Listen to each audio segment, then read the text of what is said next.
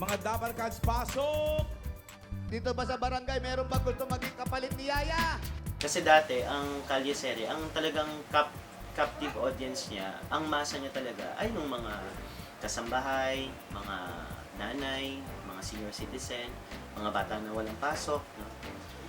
Mas yan talaga ang audience yan. Yung mga nandun sa bahay. No? Pero ngayon, nung pumasok yung ALDAP, ang nadagdag sa mass expansion ng Kalye Serie o ng Itbulaga ay yung middle class. Kasi kahit nasa trabaho sila, nagtitweet sila, kahit na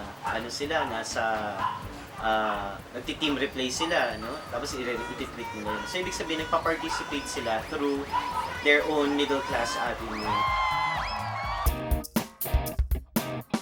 Matagal na may Kalye Serie yung Itbulaga, no? Ito yung kanilang all for one, one for all. Kaya lang nila tinatawag na Kalye Serie noon. Pero nandun na yung kanilang split screen na technology. Inaapi mo ang aking pamangkin si Alvin? Wow! Ha?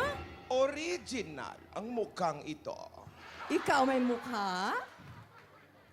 Parang habang tumatagal, nagiging mukhang uod ka. Lalo na yung...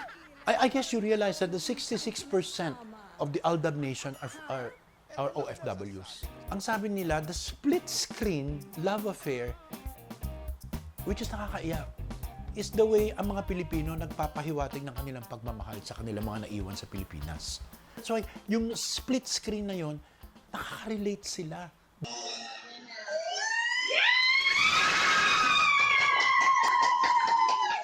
Usually, sama-sama kami nanonood magkakaibigan.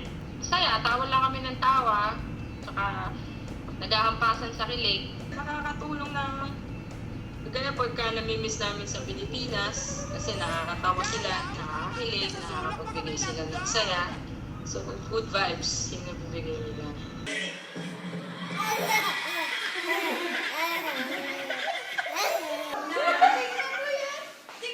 Nakakawala ng stress and parang ang sarap niyang pag-usapan. Yun yung mga nababasa ko pong comments sa social media. That OFWs abroad feel less homesick. Kasi pag pinapanood nila to parang ang lapit-lapit na pa rin nila sa Pilipinas.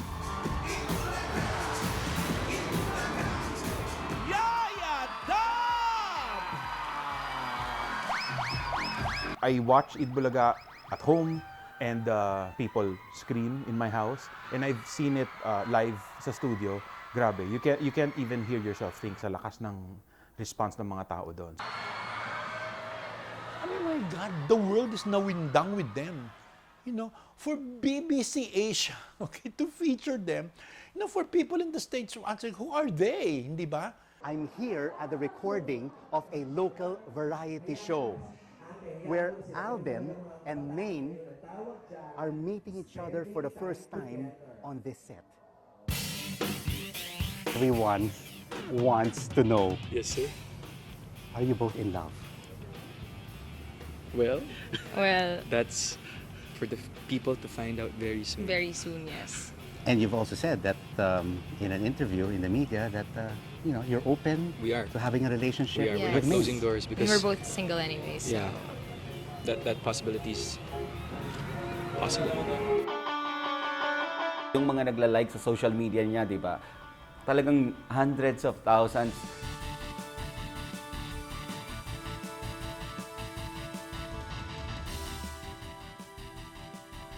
Tapos, na-break pa nila ang Twitter ng maraming beses. Talagang ibang klase ito.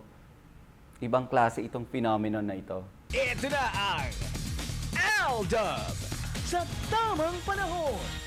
They were not allowed to text, to have each other's numbers. Wala, no communication, wala talaga. I was there kahit sa tamang panahon, they never saw each other. Pag nagre-rehearse ng mga duets nila or yung mga dance numbers nila, there would always be a substitute. Only one or the other can be there. Tapos pag umuwi na yung isa, tsaka lang pwedeng pumasok yung isa. Ganun ka-strict naman.